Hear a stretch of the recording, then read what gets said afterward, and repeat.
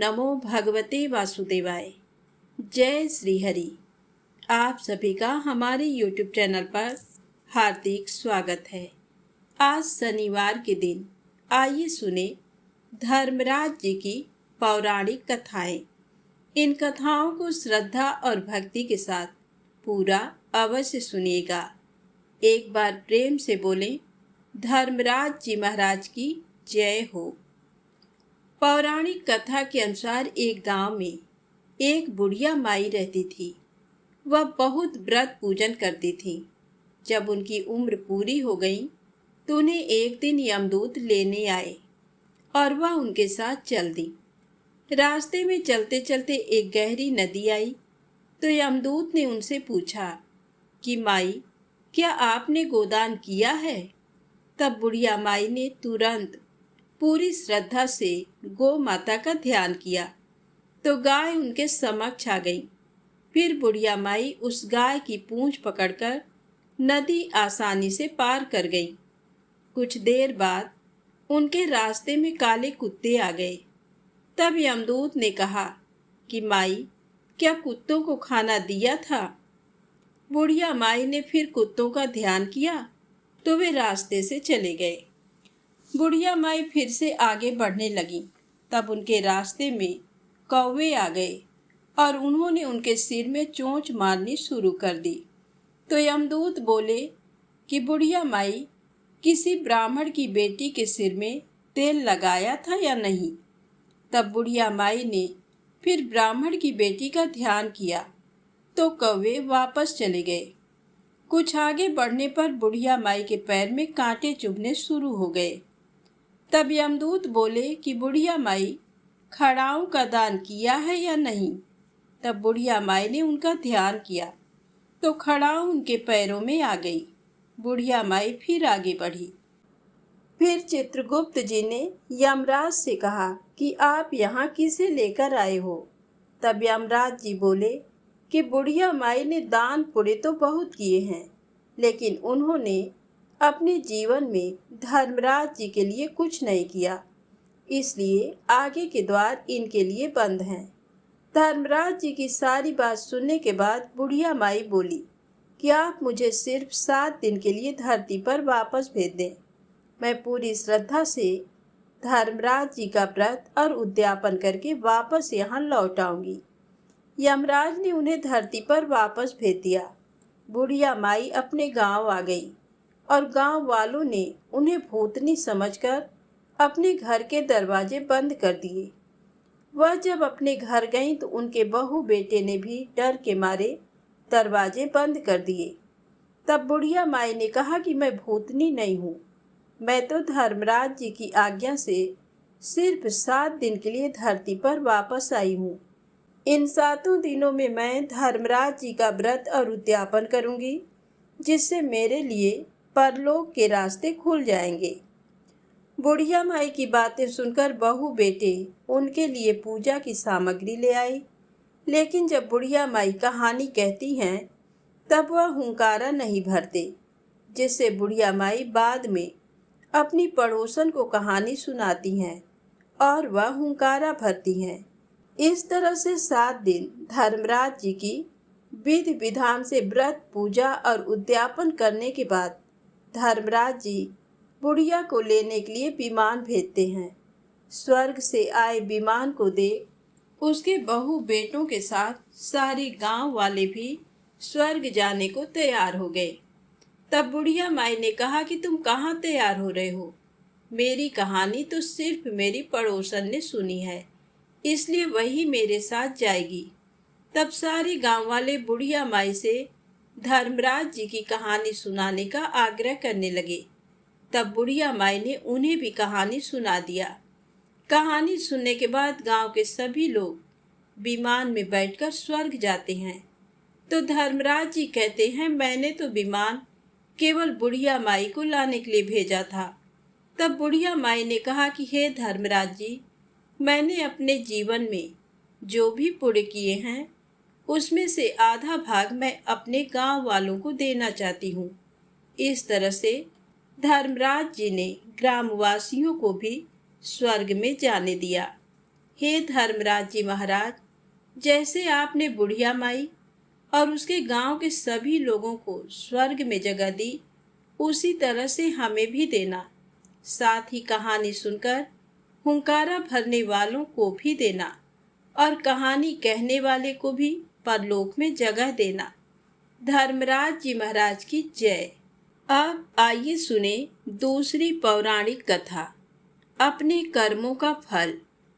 एक राजा था, वह बहुत धर्मात्मा और न्याय करने वाला था और वह भगवान का भी बहुत बड़ा भक्त था।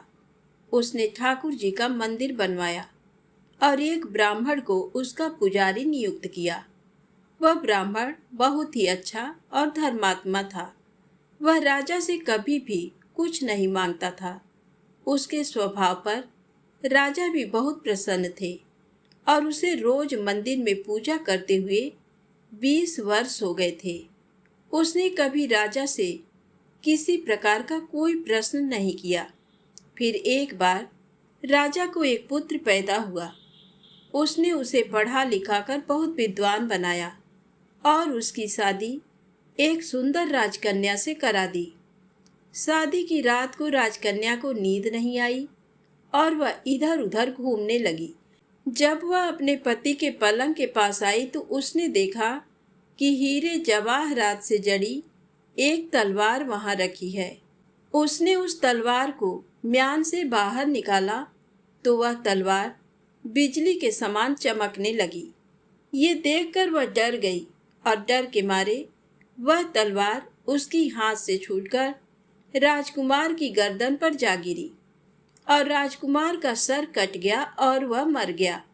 वही राजकन्या अपने पति के मरने से बहुत दुखी हुई और वह ये सोचकर बहुत डर गई थी कि अगर मैं सबको सच बताऊंगी तो कोई भी मेरी बात पर विश्वास नहीं करेगा। सुबह होते ही राजकन्या विलाप करने लगी और कहने लगी कि मेरे पति को कोई मार गया। लोग इकट्ठा हो गए और राजा भी आ गए। राजा ने आकर पूछा, किसने मारा?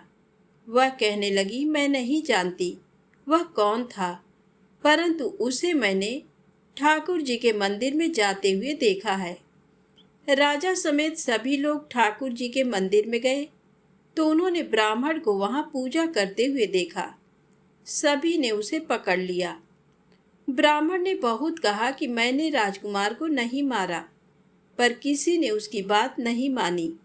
राजा ने भी बार बार सोचा कि ब्राह्मण निर्दोष हो सकता है, लेकिन सभी के कहने पर राजा ने ब्राह्मण से कहा, मैं तुम्हें प्राणदंड तो नहीं देता, लेकिन जिस हाथ से तुमने मेरे पुत्र को तलवार से मारा है उस हाथ को काटने का आदेश देता हूँ। ऐसा कहकर राजा ने उसका हाथ कटवा दिया और इस पर ब्राह्मण बहुत दुखी हुआ और राजा को अधर्मी मानकर उसका राज्य छोड़कर चला गया। उसने फिर बहुत खोज की कि कोई विद्वान ज्योतिषी मिले तो अपने बिना किसी अपराध हाथ कटने का कारण उनसे पूछूं। फिर उसे काशी में एक विद्वान ज्योतिष मिले। वह ज्योतिष से मिलने उनके घर गया तो वह ज्योतिष वहां नहीं थे। उनकी पत्नी उनकी आलोचना कर रही थी और उन्हें बहुत भला बुरा कह रही थी। थोड़ी देर में वह ज्योतिषी घर आ गए। उनके घर आने के बाद भी उनकी पत्नी उनका तिरस्कार कर रही थी, पर ज्योतिषी चुप रहे और उन्होंने अपनी स्त्री से कुछ भी नहीं कहा। इसके बाद वह अपनी गद्दी पर जाकर बैठ गए। ब्राह्मण को देखकर ज्योतिषी ने कहा, कहिए ब्राह्मण देवता, आपका कैसे आना हुआ? ब्राह्मण ने कहा, आया तो अपने बारे में कुछ पूछने, लेकिन पहले आप अपना हाल बताइए कि आपकी पत्नी अपनी जुबान से आपका इतना तिरस्कार क्यों करती है?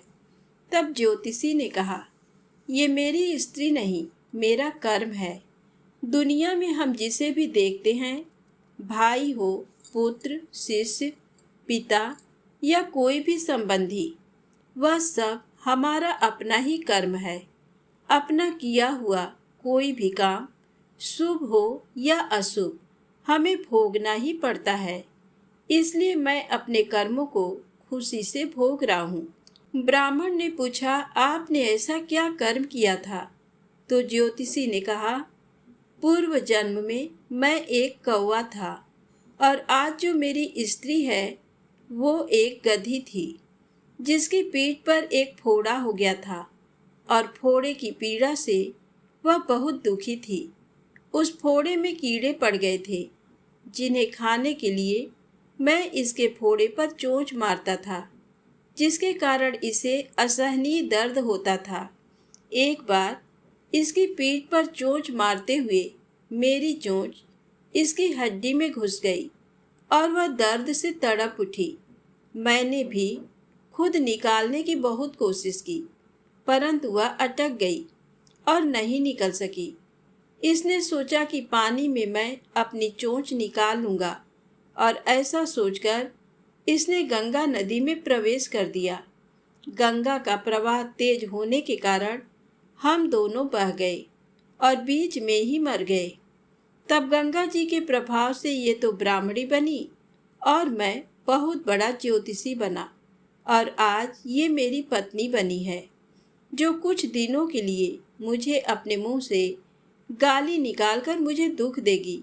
लेकिन मैंने चोट इसे दर्द पहुंचाने के लिए नहीं मारी थी, इसलिए इसकी समझ एक दिन ठीक हो जाएगी और अपने पूर्व कर्मों का फल समझकर मैं इसे सहन कर रहा हूँ और मैं इसलिए ही शांत हूँ और उस दिन की प्रतीक्षा कर रहा हूँ जिस दिन इसका स्वभाव अच्छा हो जाएगा। अब आप कहो कि आप यहाँ किस लिए आए हो? ब्राह्मण ने अपना सारा समाचार सुनाया और पूछा, अधर्मी पापी राजा ने मुझ निरपराध का हाथ क्यों कटवाया? ज्योतिषी ने कहा, राजा ने आपका हाथ नहीं कटवाया, आपकी कर्म ने ही आपका हाथ कटवाया है। इस पर ब्राह्मण ने पूछा, ऐसा किस प्रकार हुआ? तो ज्योतिषी ने कहा, पूर्व जन्म में आप एक तपस्वी थे और राजकन्या गाय थी तथा राजकुमार एक कसाई था। जब कसाई गाय को मारने लगा, तब गाय अपनी जान बचाकर आपके सामने से जंगल में भाग गई। पीछे से कसाई आया और आपसे पूछा कि गाय इधर तो नहीं आई। आपने जिस तरफ गाय गई थी उस तरफ अपने हाथ से इशारा किया, तो कसाई ने जाकर उस गाय को मार डाला। इतने में जंगल से एक शेर आया और गाय और कसाई दोनों को खा गया। कसाई को राजकुमार और गाय को राजकन्या का जन्म मिला एवं पूर्व जन्मों में किए हुए कर्म ने एक रात्रि के लिए उन दोनों को इकट्ठा किया। चूंकि कसाई ने गाय को हंसिए से मारा था, इसी कारण राजकन्या के हाथों गलती से ही तलवार गड़ने के कारण राजकुमार का सर कट गया और वह मर गया।